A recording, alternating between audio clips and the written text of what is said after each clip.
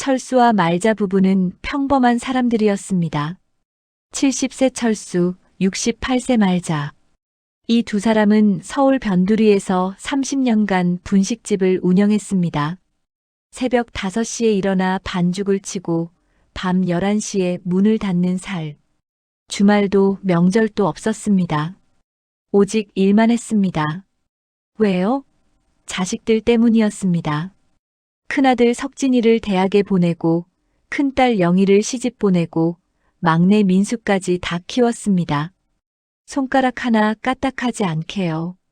그렇게 30년이 흘렀습니다. 이제 두 사람은 너무 늙었습니다. 허리는 굽고 무릎은 아프고 손가락은 관절염으로 뻣뻣했습니다. 그래서 결심했습니다. 가게를 큰아들에게 넘기기로요. 어느 봄날이었습니다. 철수와 말자는 가게 문 앞에 서 있었습니다. 말자야, 이제 정말 끝이네. 철수의 목소리가 떨렸습니다. 30년이야. 30년을 여기서 살았어. 말자도 눈시울이 붉어졌습니다. 가게 문에는 영업 종료 안내문이 붙어 있었습니다. 철수가 문을 천천히 어루만졌습니다. 손때 묻은 문. 수없이 열고 닫았던 문. 그래도 아이들한테 넘겨주니까 마음이 놓여. 우리가 일군 거 헛되지 않게 잘해주겠지. 그럼 우리 석진이가 얼마나 똑똑한데. 대학까지 나왔잖아. 그때 큰아들 석진이의 차가 도착했습니다. 검은색 외제차. 새 차였습니다. 아버지, 어머니, 빨리 타세요. 시골까지 가려면 시간 걸려요. 차에 타려는데 뒷좌석이 짐으로 가득했습니다. 어머, 이게 다 뭐야? 말자가 물었습니다. 조수석에 앉은 며느리 수진이 대답했습니다. 아, 그거요? 저희 짐이에요. 이사하면서 버릴 거. 우리 집 놓을 데가 없는데? 어머니, 시골 가시잖아요. 뭐가 필요하세요? 거기 다 있어요. 석진의 목소리는 차가웠습니다. 차가 출발했습니다.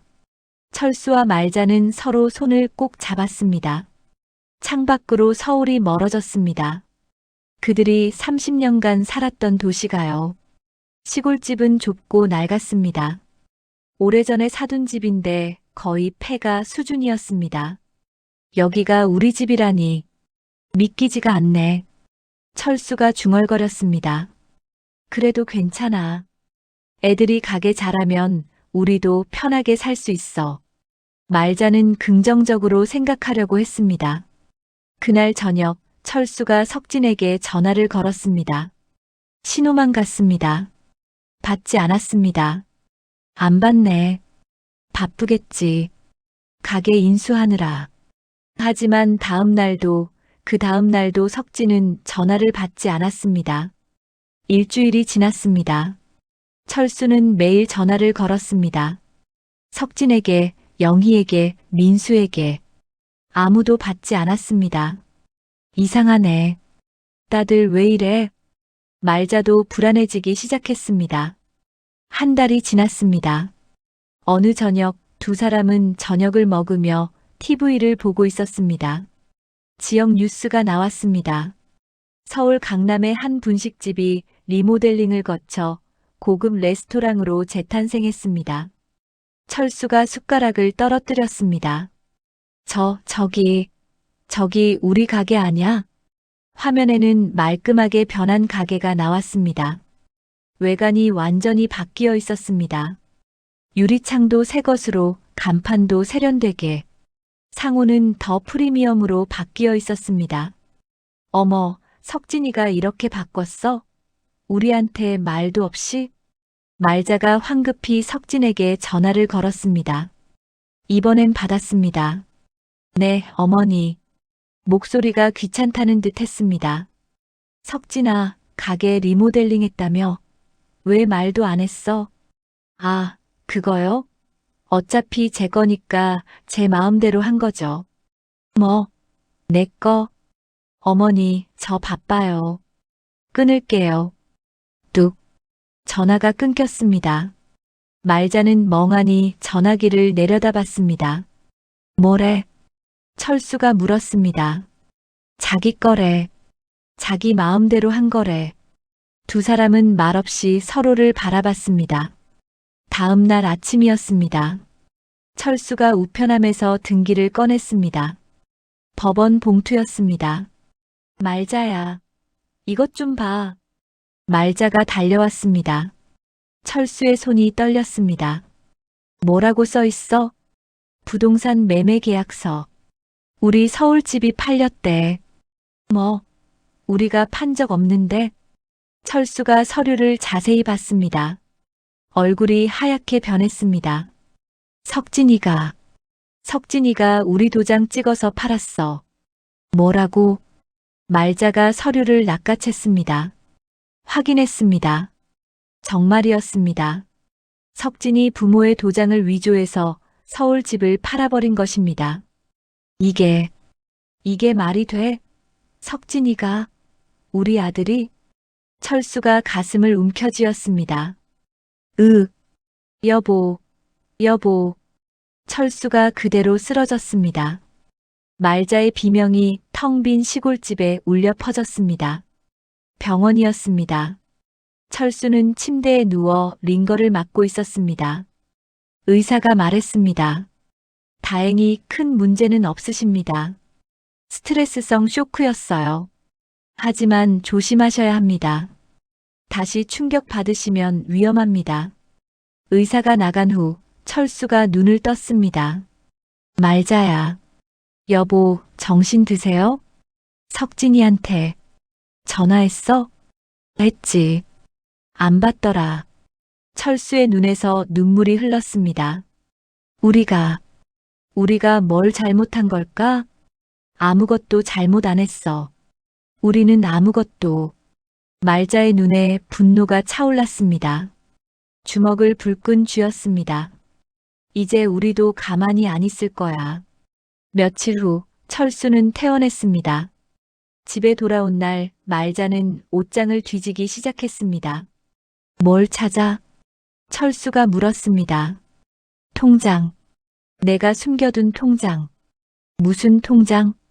말자가 옷장 뒤쪽 깊숙한 곳에서 낡은 헝겊 보따리를 꺼냈습니다. 풀자 통장이 나왔습니다. 이거. 철수가 통장을 펼쳤습니다. 잔액을 보고 눈이 커졌습니다. 이 3억? 3억이야? 30년 모았어. 만약을 대비해서. 당신, 언제 이런 걸? 당신은 너무 착해서 걱정이었어. 그래서 내가 준비한 거야. 혹시 모를 일을 대비해서. 철수가 말자의 손을 꼭 잡았습니다. 고마워. 당신이 있어서 다행이야. 이제 준비할 거야. 제대로. 말자의 눈빛이 단호했습니다. 다음 날 두 사람은 서울로 올라갔습니다. 강남의 고급 레스토랑이었습니다. 말자와 철수는 말끔한 옷을 입고 앉아 있었습니다. 맞은편에 50대 중년 남자가 앉았습니다. 선생님, 오랜만입니다. 민호야. 잘 있었니? 민호. 25년 전 말자가 가르쳤던 학생이었습니다. 가난한 집 아이였는데 말자가 개인적으로 돈을 빌려줘서 사업을 시작할 수 있었습니다. 덕분입니다. 선생님 아니었으면 제가 어떻게 사업까지 했겠어요. 그때 내가 힘들 때 내가 조금 도와준 것뿐이야. 조금이요? 1,000만 원이나 빌려주셨잖아요. 담보도 없이. 철수가 놀라서 아내를 봤습니다. 당신이 그런 적이 있어? 민호가 사업 시작할 때 좀 도와줬지. 민호가 말했습니다. 그 돈으로 시작해서 지금 여기까지 왔습니다. 이제 제가 도울 차례죠. 말자가 상황을 설명했습니다. 석진이 가게를 빼앗고 집을 팔고 부모를 버린 이야기를요. 민호의 얼굴이 굳어졌습니다. 그게 사람이 할 짓입니까? 아들이? 그러니까 내 도움이 필요해. 민호야. 말씀하세요. 뭐든 하겠습니다. 며칠 후 민호의 사무실이었습니다. 민호가 서류를 펼쳐놓고 설명했습니다. 조사해보니 아드님 회사가 저희 협력업체였습니다. 정말? 네. 그런데 여기 보세요. 납품 단가가 이상해요. 철수가 서류를 봤습니다. 이게 원가보다 비싸네. 맞습니다. 중간에서 누군가 빼돌리고 있어요. 차액을 개인 계좌로 빼돌리는 겁니다. 석진이가 확실합니다. 계좌 추적해보니 아드님 개인 계좌로 들어가고 있어요. 지난 2년간 계속이었습니다. 말자의 눈이 차갑게 변했습니다. 얼마나? 총 5억입니다. 5억. 철수가 중얼거렸습니다. 그들이 30년간 번 돈보다 많은 액수였습니다. 증거 확보할 수 있어? 말자가 물었습니다. 이미 다 모았습니다. 거래 내역, 계좌 이체 기록, 전부요. 그럼 이제 어떻게 하지? 철수가 물었습니다. 말자가 대답했습니다. 들어가는 거지. 우리가 직접. 석진의 회사 건물 앞이었습니다. 말자와 철수가 빌딩을 올려다봤습니다. 20층짜리 건물. 유리로 된 외관이 햇빛에 반짝였습니다. 여기가 석진이 회사야? 우리 돈으로 차린 거지. 민호가 옆에 섰습니다. 준비됐습니다. 제가 하청업체 사장으로 소개해드릴게요. 고마워, 민호야. 이제부터 두 분은 저희 회사 고문이십니다.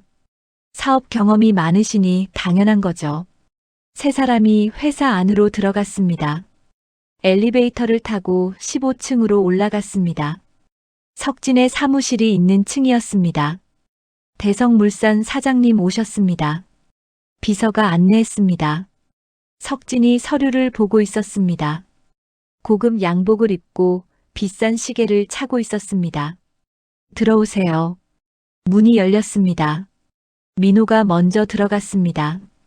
뒤에 말자와 철수가 따라 들어갔습니다. 석진이 고개를 들었습니다.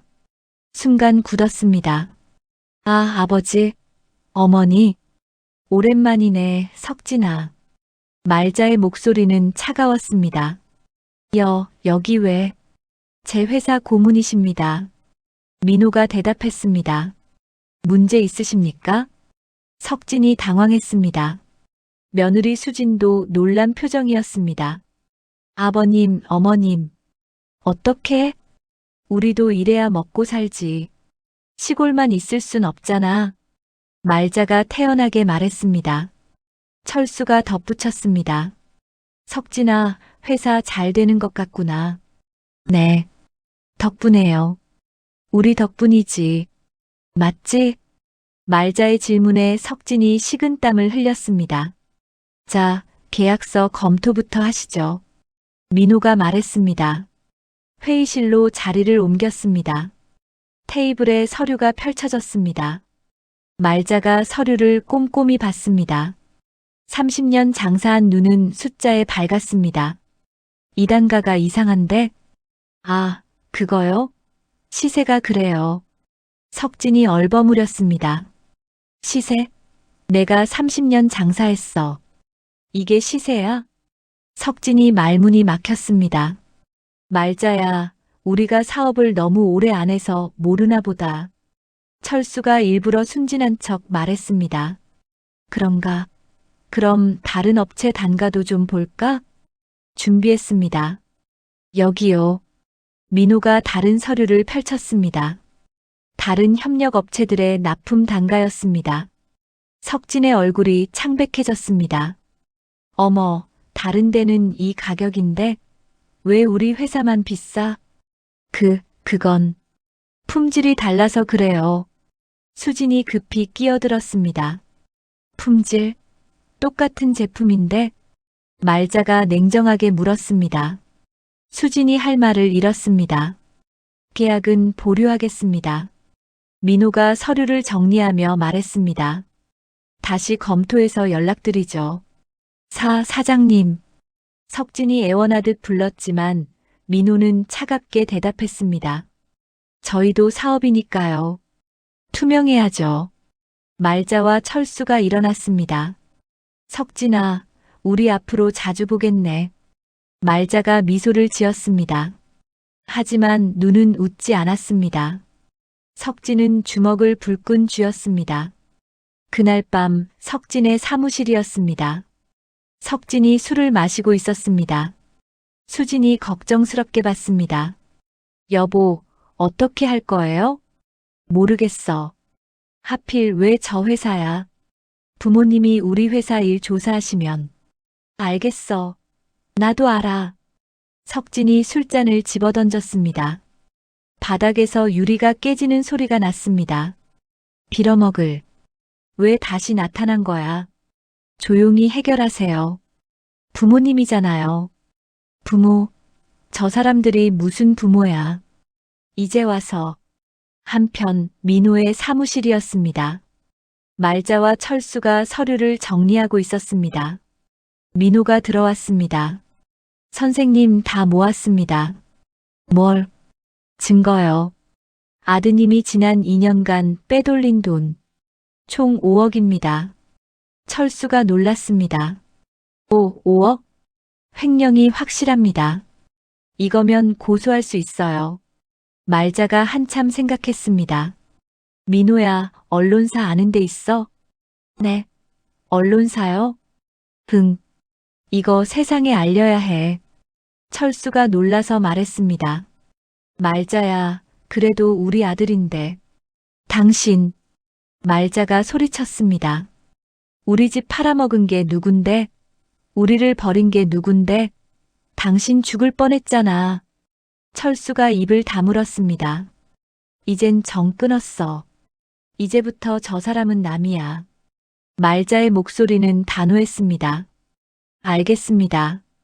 제가 연락해 보겠습니다. 민호가 대답했습니다. 며칠 후 석진의 집이었습니다. 석진이 TV를 보고 있었습니다.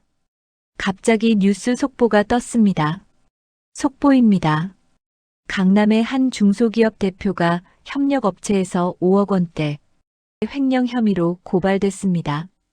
석진이 리모컨을 떨어뜨렸습니다. 화면에 모자이크된 사진과 회사 이름이 나왔습니다. 석진의 것이었습니다. 더욱 충격적인 것은 제보자가 이 대표의 친부모라는 사실인데요. 부모님은 아들이 자신들을 버리고 재산을 빼앗았다고 주장하고 있습니다. 수진이 비명을 질렀습니다. 여보, 이게 무슨 일이에요? 석진은 멍하니 화면을 봤습니다. 부모가 날 고발했어? 휴대폰이 울리기 시작했습니다.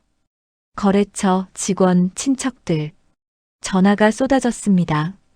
다음 날 석진의 회사 앞에는 기자들이 몰려 있었습니다. 석진이 차에서 내리자 플래시가 터졌습니다. 횡령 혐의 인정하십니까? 부모님을 버리신 게 사실입니까? 부모님 집을 무단으로 매각한 게 사실입니까? 석진은 고개를 떨구고 회사 안으로 도망치듯 들어갔습니다.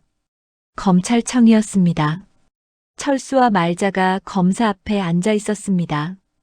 석진도 반대편에 앉아 있었습니다. 진술하신 내용이 모두 사실입니까? 검사가 물었습니다. 네. 전부 사실입니다. 말자가 대답했습니다. 석진이 고개를 들었습니다. 눈이 충혈돼 있었습니다. 어머니, 제가 그렇게까지 나쁜 자식이었습니까? 넌 더 나빴어. 우리 집 팔아먹고 연락도 끊고. 저도 힘들었어요. 힘들면 부모 버려도 돼. 집 팔아도 돼. 석진이 고개를 숙였습니다. 대답이 없었습니다. 피의자 석진 씨 횡령 혐의를 인정하십니까? 검사가 물었습니다. 석진이 고개를 끄덕였습니다. 네, 인정합니다. 재판이 끝났습니다. 판결은 징역 3년, 집행유예 5년. 횡령금 전액 환수였습니다. 법원 앞에 기자들이 몰려 있었습니다. 판결 어떻게 나왔습니까? 징역 3년, 집행유예 5년. 횡령금 전액 환수. 말자가 담담하게 대답했습니다. 아드님께 하실 말씀 있으십니까? 말자가 카메라를 똑바로 봤습니다. 부모를 버리면 인생도 버려져요. 명심하세요. 카메라 플래시가 터졌습니다. 석진의 집 앞에는 압류 딱지가 붙어 있었습니다. 석진과 수진이 짐을 싸서 나왔습니다. 이제 어떻게 살아요? 수진이 울먹였습니다. 모르겠어. 다 내가 잘못했어. 길 건너편에서 말자와 철수가 지켜보고 있었습니다. 저래도 우리 아들인데. 철수가 중얼거렸습니다. 이제 아니야. 남이야. 말자가 냉정하게 말했습니다. 너무 잔인한 거 아냐? 잔인한 건 저애였어. 우린 그냥 갚아준 거야. 두 사람이 돌아섰습니다. 해질녘 시골집 마당이었습니다. 말자와 철수가 평상에 나란히 앉아 있었습니다. 손에 과일을 들고 있었습니다. 말자야, 우리 너무 한 거 아냐? 철수가 물었습니다. 당신 아직도 그래? 그래도 자식인데. 자식이 뭔데? 부모 버리는 게 자식이야? 철수가 한숨을 쉬었습니다. 당신 후회해? 아니, 속은 시원해. 근데 여기가 아파. 철수가 가슴을 가리켰습니다. 나도 마찬가지야. 근데 이게 맞아. 그래. 응. 우리도 살아야지. 평생 애들한테 맞춰 살았어. 철수가 웃었습니다. 그래. 이제 우리 차례야. 맞아. 복수는 늙을수록 달다더니 진짜네. 두 사람이 웃었습니다. 석양이 두 사람을 비췄습니다. 평화로운 풍경이었습니다. 말자야, 저기 별 떴다. 예쁘네. 앞으로 어떻게 살까? 그냥 우리끼리 조용히. 아무도 안 만나고. 좋아. 그게 좋아. 말자가 철수 어깨에 머리를 기댔습니다. 여보, 사랑해. 나도. 다음 생에도 만나자. 그럼. 그때도 같이 복수하제 시도 막에 속자. 두 사람이 웃었습니다. 석양은 점점 더 붉게 물들어갔습니다. 시골집 마당에는 평화가 깃들어 있었습니다. 말자가 천천히 입을 열었습니다. 여보, 알아? 뭘? 우리가 평생 착하게만 살았잖아. 그래. 자식들 위해서 남 눈치 보면서 항상 참고만 살았어. 철수가 고개를 끄덕였습니다. 근데 이제 알았어. 착한 것도 때가 있다는 걸. 맞아. 이제는 우리 차례야. 우리 인생이야. 말자의 목소리에는 확신이 담겨 있었습니다. 말자야. 응. 나 지금 행복해. 철수가 웃었습니다. 나도. 두 사람은 조용히 앉아 석양을 바라봤습니다. 바람이 불었습니다. 따뜻한 바람이었습니다. 어디선가 새소리가 들렸습니다. 평화로운 소리였습니다. 말자야, 내일 뭐 할까? 밭 좀 갈까? 상추랑 고추 심으면 좋을 것 같아. 그래. 그러자. 그리고 저녁에는 된장찌개 끓일게. 좋지. 당신 된장찌개가 최고야. 30년 넘게 끓였는걸. 두 사람이 또 웃었습니다. 철수가 말자의 손을 잡았습니다. 주름진 손이었지만 따뜻했습니다. 말자야. 응. 우리 잘한 거지? 말자가 고개를 끄덕였습니다. 잘한 거야. 우린 잘못한 게 하나도 없어. 그래. 잘못한 건 저 애들이지. 맞아. 침묵이 흘렀습니다. 편안한 침묵이었습니다. 해가 완전히 졌습니다. 하늘에 별이 하나둘 떠올랐습니다. 말자야, 별이 참 많다. 그러게. 도시에서는 이렇게 못 봤는데. 여기 와서 잘 됐네. 그래. 여기가 좋아. 철수가 일어났습니다. 들어갈까? 밤이슬 맞으면 안 좋아. 그래. 들어가자. 말자도 일어났습니다. 두 사람은 손을 잡고 집 안으로 들어갔습니다. 불이 켜졌습니다. 작은 집이었지만 따뜻했습니다. 창문으로 불빛이 새어나왔습니다. 어둠 속에서 유일한 불빛이었습니다. 그 불빛은 따뜻했습니다. 외롭지 않았습니다. 그 안에는 두 사람이 있었으니까요. 평생을 함께 살아온 두 사람. 배신당하고 상처받았지만 결국 이겨낸 두 사람. 이제는 아무도 두렵지 않은 두 사람. 그들에게는 서로가 있었습니다. 그것만으로도 충분했습니다. 시골집의 밤은 깊어갔습니다. 하늘의 별은 더욱 밝게 빛났습니다. 바람은 여전히 따뜻했습니다. 모든 것이 평화로웠습니다. 1년이 지났습니다. 시골집 마당에는 텃밭이 생겼습니다. 상추, 고추, 토마토가 자라고 있었습니다. 말자가 밭을 돌보고 있었습니다. 철수는 평상에 앉아 신문을 보고 있었습니다. 여보, 신문에 또 났어. 뭐가? 우리 이야기. 책으로도 나온대. 책? 응. 버려진 부모의 역습이래. 말자가 웃었습니다. 제목 좋은데? 그치? 나도 그 생각했어. 그때 우편 배달부가 왔습니다. 어르신, 편지 왔습니다. 고맙습니다. 철수가 편지를 받았습니다. 발신인을 보고 얼굴이 굳었습니다. 누구야? 말자가 물었습니다. 석진이. 뭐? 말자가 다가왔습니다. 철수가 편지를 열었습니다. 읽기 시작했습니다. 편지에는 이렇게 적혀 있었습니다. 아버지, 어머니, 석진입니다. 1년 만에 편지 드립니다. 죄송합니다.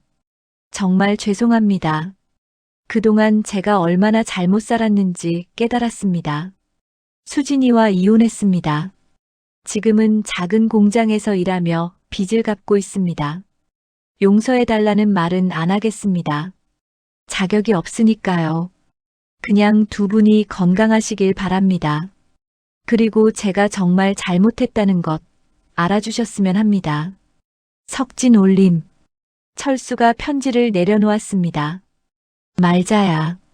뭐라고 써 있어? 철수가 편지를 말자에게 건넸습니다. 말자가 읽었습니다. 한참을 침묵이 흘렀습니다. 어떻게 할까? 철수가 물었습니다. 모르겠어. 말자가 대답했습니다. 용서해 줄까? 아직은 아니야. 그래. 응. 시간이 더 필요해. 철수가 고개를 끄덕였습니다. 하지만 말자가 덧붙였습니다. 뭐? 언젠가는 생각해 볼 수도 있어. 철수가 말자를 봤습니다. 정말? 그래도 내 자식이잖아. 미울 수는 있어도 끊을 수는 없나 봐. 철수의 눈가가 촉촉해졌습니다. 당신. 하지만 아직은 아니야. 진짜로 반성하는지 더 지켜봐야 해. 그래. 시간을 두자. 두 사람은 편지를 내려놓았습니다. 석양이 또다시 지고 있었습니다. 하지만 이번 석양은 조금 달랐습니다. 희망이 섞여 있었습니다. 작은 희망이었지만요. 말자야. 우리 잘 살자. 그래. 우리끼리 잘 살자. 두 사람이 웃었습니다. 석양은 아름다웠습니다. 별은 또 떠오를 것입니다. 내일도 모레도 계속. 그리고 두 사람도 계속 살아갈 것입니다. 서로를 의지하며 서로를 사랑하며. 그것만으로도 충분했습니다. 진짜 복수는 조용히 옵니다. 하지만 진짜 용서도 조용히 옵니다. 언젠가는요. 여러분, 오늘의 이야기 버려진 부모의 역습은 여기까지입니다. 이 이야기는 우리에게 묻습니다. 가족이란 무엇일까요? 부모는 자식에게 무엇이고 자식은 부모에게 무엇일까요? 착하게만 사는 것이 정답일까요? 때로는 맞서 싸워야 할 때도 있는 것 아닐까요? 하지만 동시에 이야기는 말합니다. 복수보다 중요한 것은 자신의 삶입니다. 남을 무너뜨리는 것보다 자신을 지키는 것이 중요합니다. 그리고 언젠가는 용서의 시간도 올 수 있다고요. 철수와 말자는 복수했습니다. 하지만 그들은 복수 자체를 위해 산 것이 아닙니다. 자신들의 존엄을 지키기 위해 싸운 것입니다. 그리고 이제 그들은 자신들의 삶을 삽니다. 평화롭게 서로를 의지하며. 그것이 진짜 승리입니다. 여러분의 삶은 어떠신가요? 누군가에게 상처받으셨나요? 누군가에게 배신당하셨나요? 그렇다면 기억하세요. 당신은 싸울 권리가 있습니다. 당신의 존엄을 지킬 권리가 있습니다. 하지만 동시에 기억하세요. 가장 큰 복수는 잘 사는 것입니다. 행복하게 사는 것입니다. 그것이 진짜 승리입니다. 오늘의 오디오북을 들어주셔서 감사합니다. 다음에 또 좋은 이야기로 찾아뵙겠습니다. 여러분 행복하세요. 그리고 당신의 존엄을 지키며 사세요. 안녕히 계세요.